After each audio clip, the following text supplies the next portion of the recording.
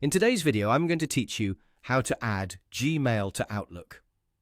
If you want to manage your Gmail messages directly inside Outlook, the setup process is pretty simple and only takes a few minutes. This is helpful if you prefer having all your email accounts in one place, so you can check, send, and organize messages without constantly switching between apps or browser tabs. To get started, open Outlook on your computer and wait for the main window to fully load. Once Outlook is open, go to the top left area of the screen and click on File. This will take you to the Account Management section, where you can add a new email account to Outlook. From there, click Add Account. Outlook will open a setup window where you can begin connecting your Gmail account. In the email field, enter your Gmail address carefully and make sure there are no typing mistakes, since even a small error can prevent the connection from working properly.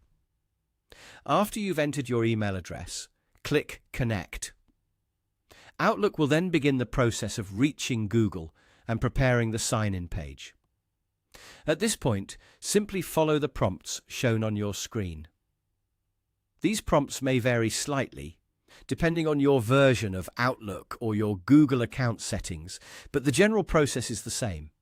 You'll be asked to enter your password for the Gmail account, and in some cases, you may also need to complete two-step verification. If that happens, just approve the sign-in using the method connected to your Google account, such as a verification code or a confirmation prompt on another device.